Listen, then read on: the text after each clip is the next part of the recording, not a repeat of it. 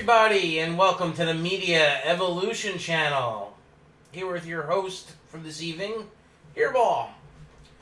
Gonna talk about Monday Night Raw, October 16th, 2017. The go-home show for Monday Night Raw, leading up into their pay-per-view, which will be this Sunday's Tables, Ladders, and Chairs match. Or pay-per-view. Duh. But let's get right into it. We start out with the evening with Kurt Angle comes out and goes right to the ring. And it looks like he was going to start, propping up the pay-per-view. It's the Monday before the pay-per-view, and they need to actually, chisel out some more matches or fine-tune the card. But he's going to get right into the whole reunion of the Shield, which happened last week, and the match that has been brought up, that it's going to be the Shield members versus The Miz, The Bar of Cesaro and Sheamus, and their fourth person, Braun Strowman. So we've got a 4-on-3 going at it for the pay-per-view, which is fine. The Shield have done stuff like this before. And there's a couple of things here that, that there's intermixings of rivalries between the different superstars, so it's perfectly fine. You've got the long-standing feud with Strowman and Reigns. You've got the current feud between The Miz and Roman.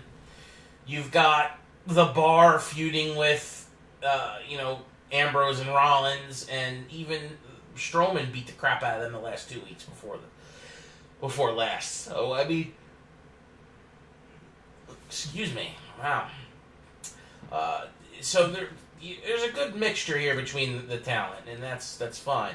So they just basically describe what's coming up, but the Shield comes out while Kurt's talking. They do it old school style with the traditional Shield entrance theme music, as opposed to the twisted version, which became Roman Reigns' entrance music 3.5 years ago. So they come out of the concession area and down through the WWE Universe, just like they used to do back in the day. All three of them come down, yada yada, they come in. Of course, they're sporting their Shield personas and merchandise. Even though they never dropped their names, their personalities were not the same separately than when they were all together. So they're putting on more of a shtick based on that they're in Shield mode. Coming out with the vests, dog tags. I'm sure we'll see other added merch, because this is a definite merch grab for them. While they're back as the Shield, they could sell Shield merchandise, no problem. I'm sure it'll fly off the shelves and make themselves and the WWE some money, which we know that's what Vince cares about. There is an underlining thing here, too, that they want to prop Roman Reigns up some more by bringing him back into the mix with the Shield. It's harder for the fan base to boo and say Roman sucks when he's in the Shield, because the fan base loves the Shield so much. So this is something that the fans have wanted ever since Rollins turned on his two brothers. So we'll see where it goes from here. I don't think it'll be long, personally. I see the Shield fading quick. We've got the TLC match, and in a few weeks we'll have Survivor Series, and I think after that, there's already some, inklings of them breaking up, or maybe this time Ambrose screws them over. People are talking about that. I really don't see them doing that. I think they could just reform as the unit, the Shield, and then break off into their singles competition and different, feuds as needed. I don't really think there needs to be a screw job here. And if WWE wants to constantly do that crap, it really doesn't sit well with the fan base. So I think it'd be better to say, you know what, guys, we came together, we whooped ass, now we got to go do our own things, and that's it. And that'll happen as soon as December, because they're already advertising singles matches with some of these guys on house shows. And they're not advertising it as The Shield. They're advertising with just their names. So, unless that is subject to change, because we all know cards are subject to change, especially with house shows, over weeks at a time because, the live show always dictates where they're going to go. If things get changed on the spot, then it changes everything from here on out. So we'll have to keep an eye on that, and I'll sure to let you know where I think and where that's going in the future. But getting back to the pay-per-view match, there was a slight stipulation that maybe that there was going to be a fifth member added because Dean Ambrose ran his mouth and The Miz is running his mouth now, saying, well, I'm going to add a fifth member, which everybody thought it's going to be Curtis Axel because there's no Bo Dallas. Curtis Axel's not doing anything. He is part of the Miz's Miztourage, so we'll throw in Curtis Axel. It ends up being not the case, and we'll get back into that towards the end of the night with the Roman Reigns match because they wind up. Kurt winds up going into it saying that the Bar will face Ambrose and Rollins for the tag titles tonight because they're not going to be facing, of course, them in that style of a match to pay-per-view since it's going to be a 3-on-4 match. And then later on tonight, which was announced last week, that we're going to have Roman Reigns versus Braun Strowman in a cell match, or a cage match, I should say. And that would be the main event of the night. So, fine and dandy, those matches are set up. But then a new stipulation was made that if Braun Strowman could beat Roman Reigns, then Braun gets to stay on as the fourth member. But if Roman wins, Braun's out. And it's back to 3-on-3. I really liked it. I thought it was nice and quick. An inventive thing that Kurt Angle, even though I'm sure it was talked about before he went out there and said it, it looked like a nice, quick, on-the-spot thing that Kurt Angle came up with, and I thought that was great. That's something that's needed more on the show. And we see Daniel Bryan do stuff like that all the time, so I'm wondering if those two are giving each other's pointers, being that they're, each other in the same position, just on a different show. Next was Elias and the Club in the ring after commercial break. Elias is getting to do his performance weekly thing with his guitar, and I love it. I want to walk with Elias. Do you want to walk with Elias? I want to walk with Elias because this guy is gold. He's going to be someone. And if you can't see that, then you don't understand WWE and pro wrestling. This guy, the sky's the limit, and everything is trending up. So he's going to be gold. He's going to be gold in a couple of years. I guarantee you, in the next year, he's an Intercontinental or U.S. champion, and in 3 to 5 years, he's a world champion. Because he's that damn good, and he's captivating. The guitar shtick, it's over. People might boo, but you got to remember, the way he's got it set up, that you want to walk with Elias, he's at heel right now, but they could switch him babyface at any time with that same damn shtick. So it's great.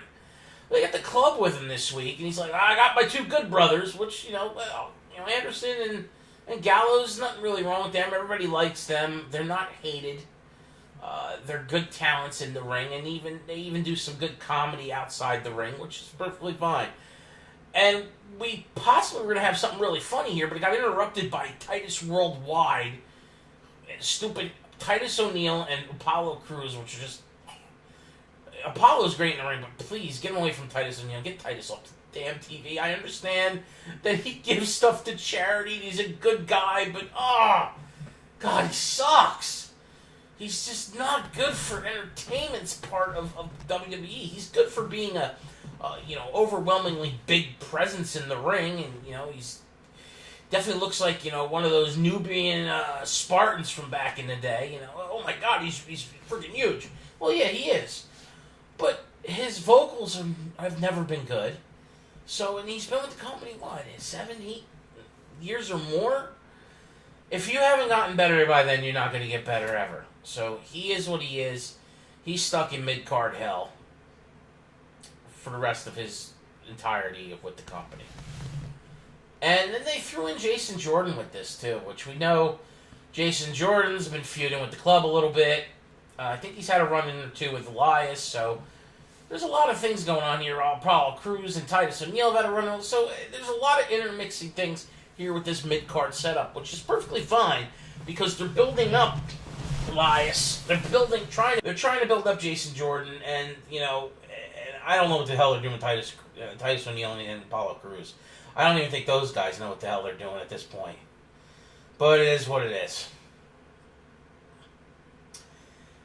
Anyway, I just hope that the club doesn't get lost in this sauce here. Like, god damn, man, the tag team division on Raw sucks. They need to fix it. I understand Jeff got hurt, so that ruins the Hardys. Jason Jordan has no tag team partner because you left his tag team partner on SmackDown. He's in a new tag team. Maybe they make a tag team out of Titus O'Neil and Apollo Crews. I don't know. What the hell would they call him, though? Like, it's stupid. Stupid.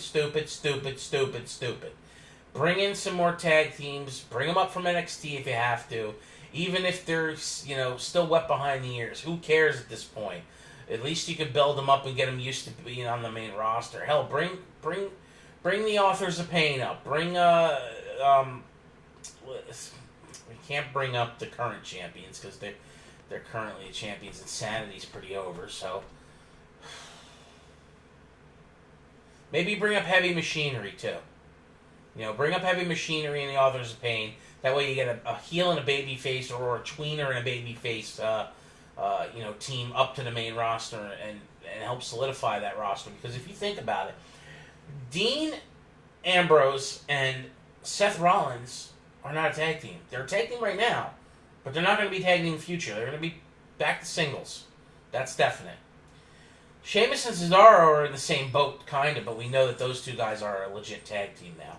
So you leave them in there. You got the Hardys maybe come back together in 8 or 9 months. And you go from there. Who else are you going to have to be in the tag team division besides the club? So they really need to bring up some damn tag teams to fix the tag team division on Monday Night Raw. It's god-awful. And, I mean, it shows. Because the segments outside of the championship matches with the titles are just complete, other shit. Cedric Alexander versus Jack Gallagher was the next match of the night. 205 Live and any competitor from 205 Live now, with the fact that it looks like Neville is gone from the company. That I don't even know if they could put Enzo in here and keep him in 205 Live, even though he had to drop the title last week to Mr. Botchamania. I can't believe they gave that guy the title. I mean, I understand it's probably a little bit better than having Enzo with the title, but at least with Enzo, he could captivate the audience and be Enzo annoying, and it kind of makes sense to give the annoying heel the title. But to give it to Botchamania just because he looks up to Eddie Guerrero and Rey Mysterio and I'm a luchador. You damn well know they gave him the friggin' title because of that situation and the fact that he wears a mask. It's Halloween season, so here, let's put the Lucha Dragon in the title picture and sell a bunch of masks because we like to sell merch. But this Cedric Alexander Jack Gallagher match, it could have been good, but nobody is freaking interested in the goddamn cruiserweights. And that's not because these guys aren't talented. It's because the guys in the back doing the booking and the writing suck. It's obvious they suck. Because if you can't guys that are this talented, you can't get them over or have them doing 5-star matches because you only give them 2 minutes to have a match, then just don't even put them out on the show. Just please, no, whatever. But it's just horrible. It makes my head hurt. It actually put me to sleep. There was actually a spot on Raw last night, and this doesn't happen too often, that I fell asleep for 20 minutes because the show sucked so damn bad. Instead of it being shit break, it was freaking snore break. I was sleeping. That's freaking horrible. I was having a narcoleptic panic attack because I was so damn bored. Now in my household, I don't have all the freaking cable channels, so I can't put the World Series or the MLB playoffs on. Which I'm a Yankee fan. I could have been watching that, but I don't get Fox Sports Network channel, so I couldn't watch that.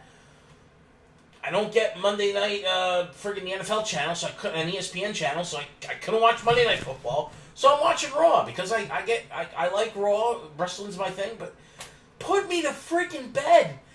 Luckily, I didn't have to take a piss or shit because that's really what could happen here. But instead, I'm snoring on the couch because the show was this piss poor.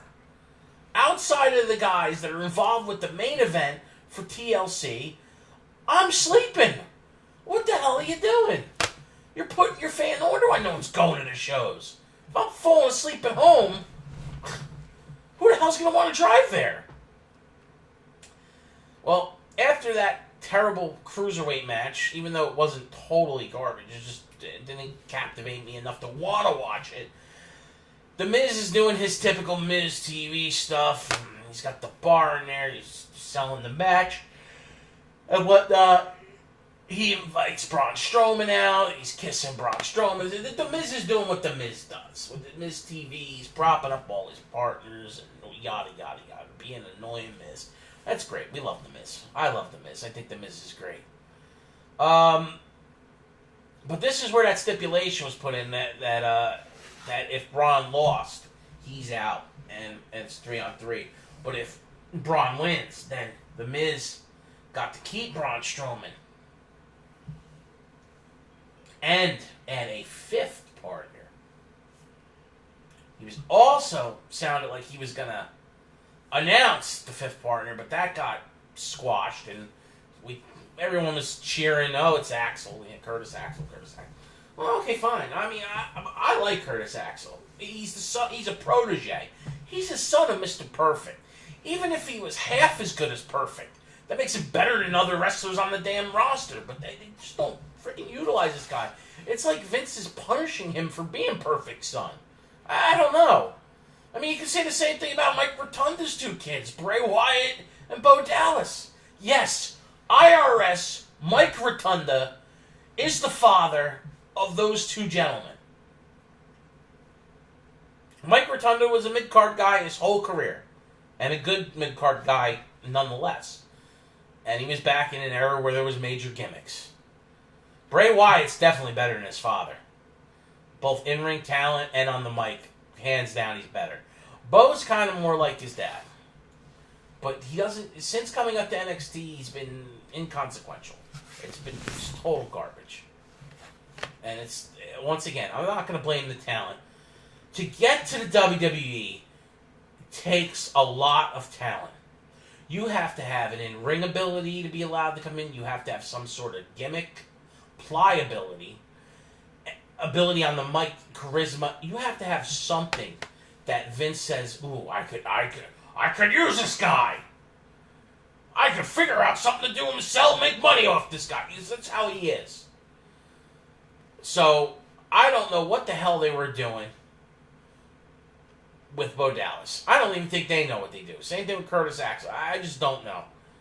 And these guys can have great careers as Intercontinental Champion. Not everybody has to be World Champion. You can have a great career as an Intercontinental Champion, U.S. Champion, Tag Team Champion. Never win the big championship belt? Okay, fine. Honestly, they should be doing that less anyway. There should be long stints where a champion is just dominant and the belt's not doing flippity-flop, back and forth like they do with the women's title, or the tag titles, or the friggin' U.S. title. The only two belts that doesn't seem to get flip-flopped a lot, right, is the Universal title and WWE title and the Intercontinental belt. They seem to have long stints with those belts, which is good. You try to legitimize those belts as best as you can, WWE. I mean, but they should do that with a lot of belts. I mean, I don't get pissed. I don't throw hissy fits like some other people do, bitching about Brock Lesnar not being there every Monday because he's Universal Champion. Champion doesn't have to have a fight every month. Look at other pro sports. Now, I know wrestling's different. It's a combat sport that is choreographed, and it's not legitimate because Vince decides who wins or loses. It's not decided by the two combatants. They know who's winning the match. But everything else about it is real. and it's choreographed, it's scripted, whatever. It's entertainment. Now, guys that are in boxing, MMA, what do they have, a match every 3 months? Defend the title? That's about right. Because it brings legitimacy to the title. You know, you're only defending it once every couple months. And you win or lose. At least then it's not a hot potato title. Because I can't stand the hot potato titles. I can't. I can deal with someone dropping a title on a Raw or a house show once in a while. It happens. You can't. Sometimes it wasn't your best day and you slipped on a banana peel and oops, got pinned. You know, that's fine. But the constant flip flop drives me crazy as a traditional, you know, WWE fan, you know, from the '80s. So anyway, I'm gonna keep rambling on about something that Bill's gonna care about. We had the Alicia Fox and Sasha Banks match after the Miz TV on-show stint that they pulled. This match was bad. It was a continuation of, you know, BS said last week. I'm glad they're giving Alicia Fox some time on TV. She has been with the company 10 years. She does deserve a little bit more respect to be, as a female, to be there that long, because sometimes females don't get to be there that long. You know, they could be a shot in the glass after 3 years and they're out. So, that's fine. Obviously, they're building up for more after the way this match ended. Sasha Banks wins really quick, but Alicia Fox goes crazy, attacks her in the back, attacks a ref in the back too, so she gets fined for that. She should have been suspended, but apparently, you know, they needed somebody to have a match in the first hour. So she's going to be against Sasha Banks as the first match at the pay-per-view this Sunday. Okay, fine. I guess, you know, they want to make sure everybody finds their seats. So maybe they'll watch the women, you know, people like Sasha, so hopefully she'll draw some attention. But this is really nothing. I don't know where they're going to go with that. Banks is probably just on cruise control until this Asuka thing happens, because we know the Empress tomorrow shows up at the pay-per-view. She's fighting Emma, which Emma's great to have her in the ring with. She's familiar with Emma, and Emma's actually a good in-ring performer. And they need Asuka needs that in the ring, because she gets someone like a Dana Brooke that she's just going to abuse. It's going to look bad. It's not going to help Asuka at all. It's not going to help the girls at all. So that's fine. And Sasha Banks is in cruise control until this whole thing with Asuka straightened out. Whether they give Asuka the title quickly or not, I don't know if they're going to have her beat. Of course, they're going to have her beat Emma. She's not going to lose her debut. And who's she going to feud with after that? Is she going to immediately go after Little Miss Bliss, or is she going to have to go after some other girls in the beginning parts of the female roster on Raw before she gets that title shot? Either way, Asuka will be the women's champion on Raw within the next few months. Because they've kind of booked themselves into that scenario. They have one of two options. She's already strong. People are already scared of her. People already know who she is. So either she's got to become the champion, or she's got to lose. And if she loses for the first time in 2 years, because she's undefeated since coming to WWE, she's never been pinned, never been submitted. She has lost, I believe. Not since she became champion. You know what? I don't know if she even was counted out or disqualified. I'd really have to go back and check. I thought she had a DQ. But DQ can't get pinned or submitted, and you don't lose the title that way. So she was undefeated as champion. That's a damn fact. They shouldn't have her lose anytime soon. Asuka should be undefeated for probably the remainder of this year, all of next year, and to sometime the following year after that. It's almost another 2 years. I would try to get Asuka if I was booking her. Between Raw and SmackDown, because she might change brands here and there, because they're going to do that at some point. I would try to have Asuka be undefeated for 5 years between NXT and the main rosters before she actually got pinned or submitted. I don't know who they would have beat her. I mean, in my perfect world, one of the young girls that is a protege, and one of them is not even with the company yet, someone like Toni Storm could be that one to be propelled by beating an Asuka for the title and now becoming the queen of whichever show she's on. Two of the new NXT girls that they're going to probably put that into that spot in the next 2 years would be Kairi Sane, you know they're going to push her to the main roster. She's already a huge buzz. But they need her in NXT. And then someone like Bianca Belair, who's really green. She's in the business a year. But you know she's going to come up to the main roster quickly because the performances she's putting on this early in her career, she will benefit more than staying in NXT for a long period of time by getting propelled to the main roster and working with the veteran girls that really know what they're doing in the ring. I'm not saying that the girls down in NXT don't know what they're doing. That's not my point. I'm just saying I see Vince grabbing her quickly. So within a year, she might be on the main roster. Now, I know it should be very green still, but they've done that before. Paige was brought up quick. Paige wasn't down in NXT all that long. Was she down there a year? You know, I mean, and she was, 21 when she came up to the main roster?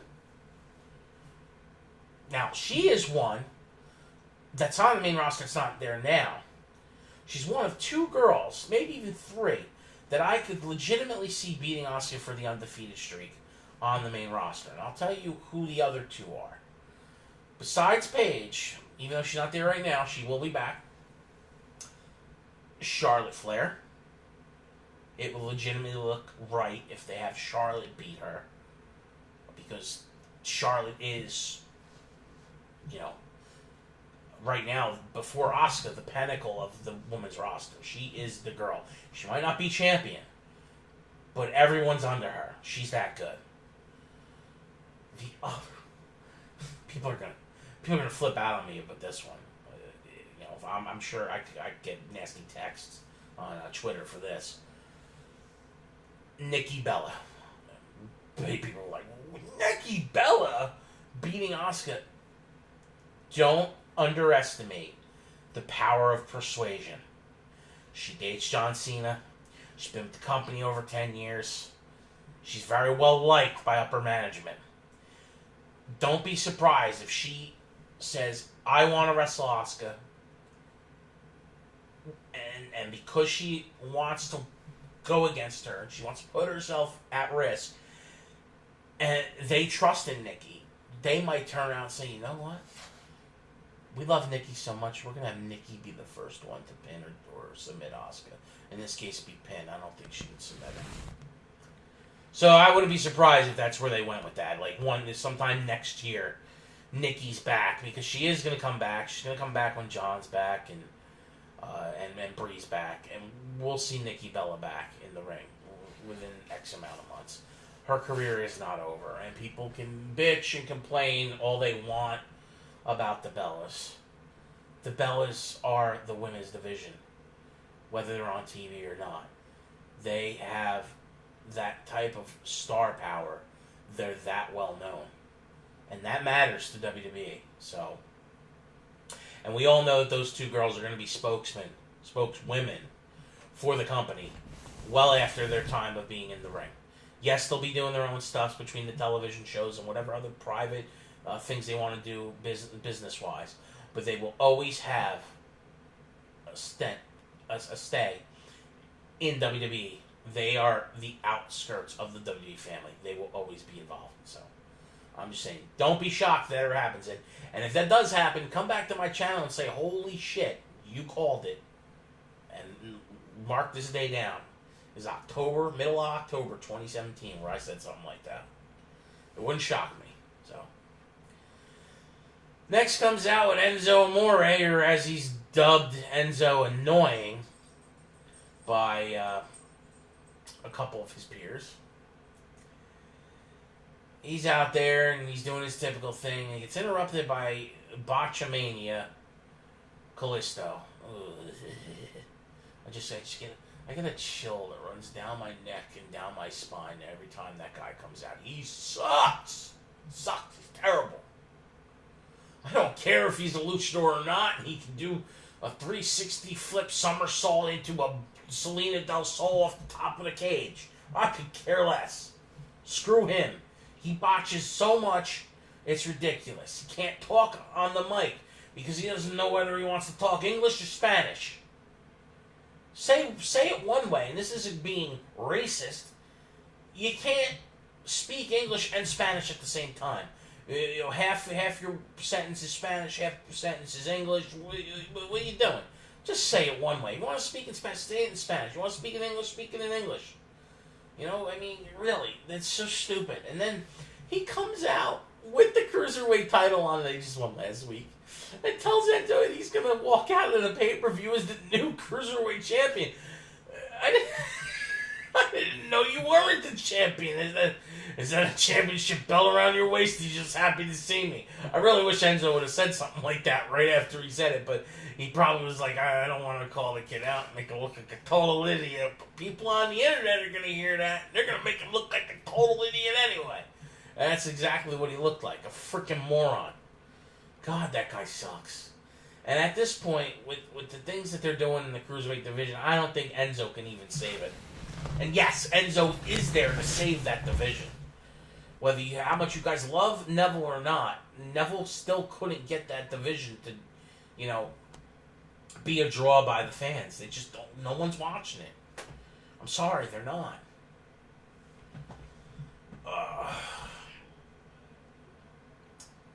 My head hurts just even thinking about all this. All right, well, at least the next match was between Dean Ambrose and Seth Rollins and Cesaro and Sheamus was good. But we knew it was going to kind of end the way it did with them retaining because you can't... I would have been shocked if they took the belts off them again, especially knowing everything that went through at the pay-per-view just 2 weeks ago. So, but we'll see what really matters this weekend when the Shield versus the Bar versus the Miz versus Braun Strowman and the mystery fifth member, which we'll talk to in a little bit. But this was a good match. Sheamus and Cesaro have really, really gelled well as a tag team, and we know Dean and Seth gel well. They were partners for a long time, whether it was with Roman or not. So, and they've been tagging it up for a while. Plus, they've had their own little feuds between. It's gold in the ring. We know it's going to be good, and they're all decent on the mic. So, it was a decent match, but it's just. This was a match to kind of fill time. I already figured that this match was going to end the way it did. They weren't going to change anything going into TLC. After that, we got Finn Balor in the ring, and he's got a message for Bray Wyatt. He's talking about the Demon versus Sister Abigail. I love both of these guys, and I just want to puke. Can this feud end? Because they're just making it horrible. This is like Halloween gone sicko sideways, because they're doing this just for freaking costume cosplay bullshit. You got Bray Wyatt dressing in drag to look like Sister Abigail, and Finn Balor now doing his demon but in Halloween paint. So he's the crazy Halloween demon. This is the part where I started falling asleep, because I literally was just sitting on my couch like, is this really what's going on? I mean, we got a cross-dressing freak against a guy who paints his body and it looks like the demon, but in this case it's his headless horseman demon, because he's got a pumpkin style war paint on his face. As much as I love these two guys, please end this damn feud. I can't take no more. Where's my spinach? Maybe that'll wake me the hell up.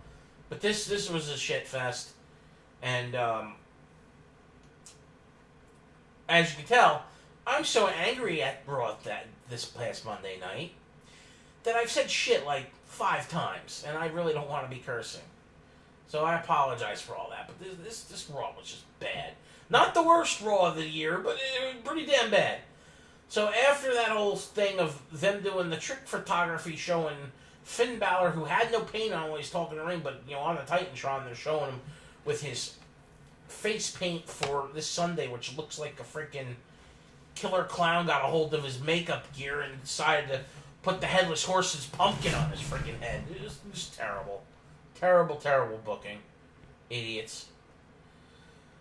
Next was the girls again, back with, this time it's Emma and Alexa, where Alexa was in the back earlier and said, would you please tag with me? Alexa being her typical little annoying Biscuit Butt, which I love that she called her Biscuit Butt. Like, oh, that was so funny. Mickey James is giving Alexa Bliss a name that the fans aren't going to let her live down anytime soon. Which, you know what, she's got a yummy butt anyway, so calling her Biscuit Butt's not really that. Maybe like, butter some of those biscuits, baby. Oh yeah, we're gonna get some buttered biscuits. But we got Mickey James and Bayley teaming up to go against Emma and Alexa. Another match nobody cared about, and there, of course, got Michael Cole flipping out that the end of this match, because we knew it was gonna be short, was just a quick little kind of, hey, we're going to have Mickey pin Alexa to make Mickey look strong going into the pay-per-view where we know Alexa's going to retain because you pinned the champion on the go-home show. You're probably not winning the title. So, most times you're not. They're probably not going to do, as much as I'd love to see Mickey win the title, they're not going to do that. They're just not. I think Alexa is going to be dropping the title to Asuka very soon. Probably the next 3 months. But we'll go from there. But this was nothing. Bayley doesn't get anybody excited anymore. Pretty much the biggest pop of the girls in this match was for Mickey. And people really gravitated to Mickey these last few weeks. And I'm glad. I'm really happy for her. And as a fellow Gen Xer, I'm glad to see her there because she's freaking hot still.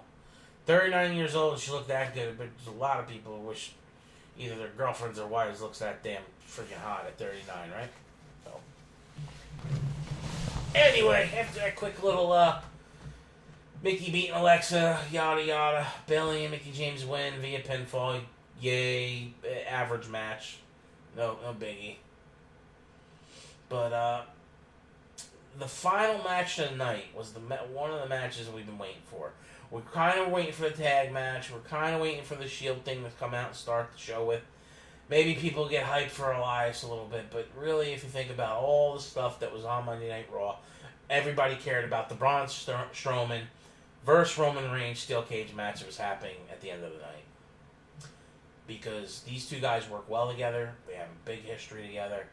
And people just want to see Strowman manhandle somebody and, potentially kill someone.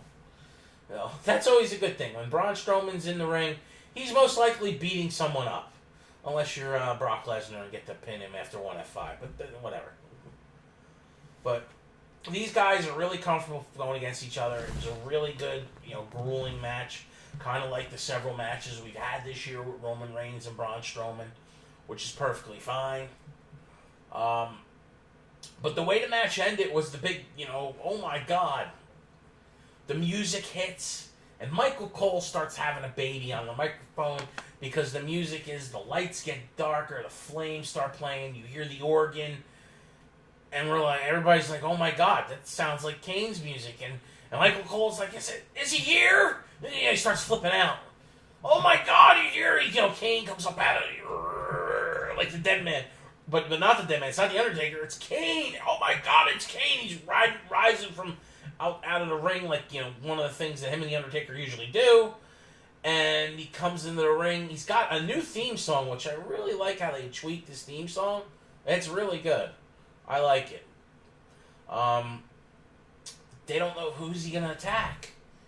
He hasn't been on the show in a long, long time, maybe almost a year. And he was drafted to SmackDown, not Raw, so what the hell is he even doing here? I mean, we all know in real life he's running for political office. My guess is they brought Kane in for 2 reasons. One, it's Halloween. They need to sell some Kane masks. And if you don't think that's one of the reasons, you're crazy. Because it's merch, and Vince loves money. Plus, the wrestler gets to make some money, so I'm sure. And he's very, Jacobs is very well liked in the company, so they would be receptive for him coming back and selling some mask merchandise, especially for the Halloween season. So it doesn't shock me anymore. Apparently, there were so many stunts on this damn show that were related to merchandise sales this week.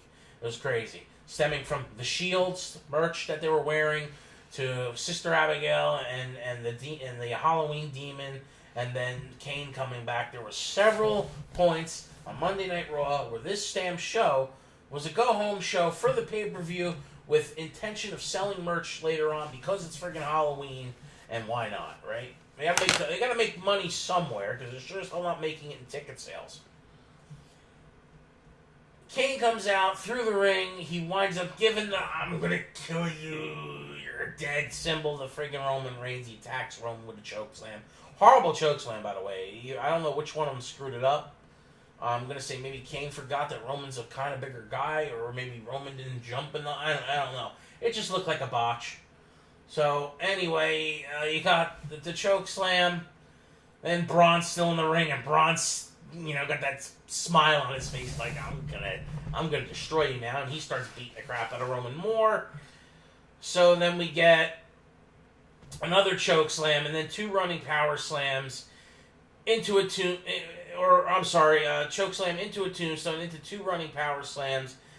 Braun Strowman decimates Roman Reigns with the assist from Kane, allowing Braun to stay in the match, but also allowing The Miz, who's up at commentary the whole time, who's snickering and laughing the whole time while this is happening.